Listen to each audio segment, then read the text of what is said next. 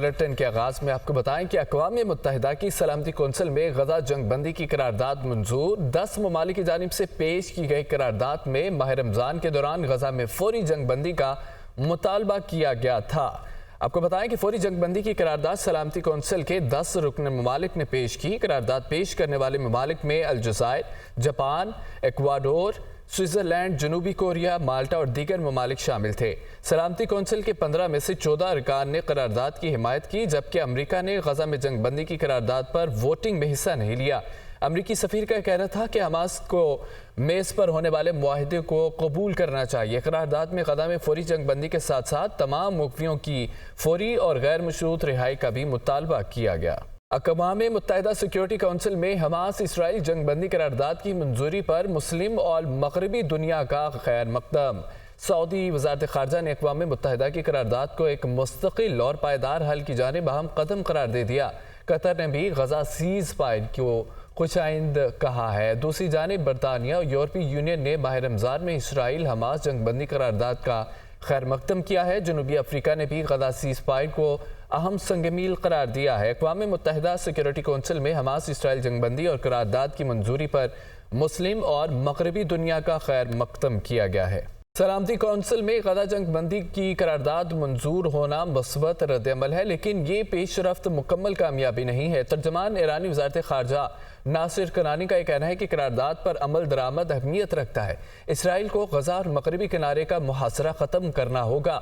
غزہ کی بحالی کے لیے عالمی امداد اور فنڈنگ ضروری ہے۔ قرارداد پر معصوم بچوں کے قاتل صہیونی رجیم کے رد عمل پر پتہ چلتا ہے کہ انہیں مقامی اور عالمی سطح پر شکست ہو چکی ہے۔ اقوام متحدہ سیکیورٹی کونسل میں جنگ بندی قرارداد منظوری کے بعد اسرائیل اور امریکہ آمنے سامنے۔ عالمی میڈیا کے مطابق اسرائیلی وزیر اعظم نے کہا کہ امریکہ نے سیکیورٹی کونسل میں غزہ جنگ بندی قرارداد کی مخالفت کیوں نہیں کی۔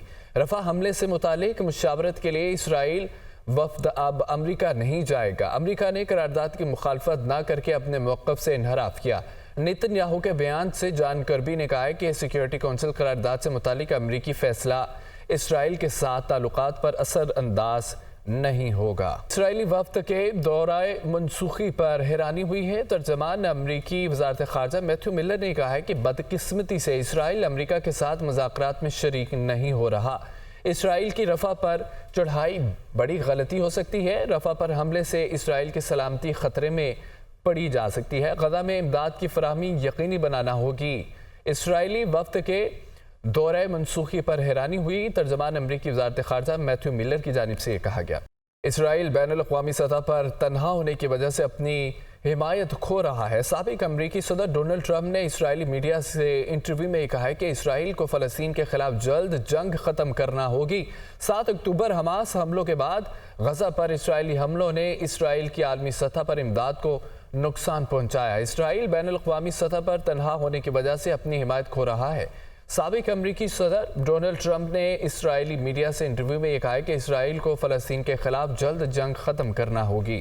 اسرائیلی وزیر دفاع کا یہ کہنا ہے کہ اسرائیل اپنے قیدیوں کی رہائی کے لیے ہر حد تک جائے گا۔ اسرائیلی دفاعی فورسز رفح پر یرغمالیوں کی رہائی کے لیے حملہ کریں گی۔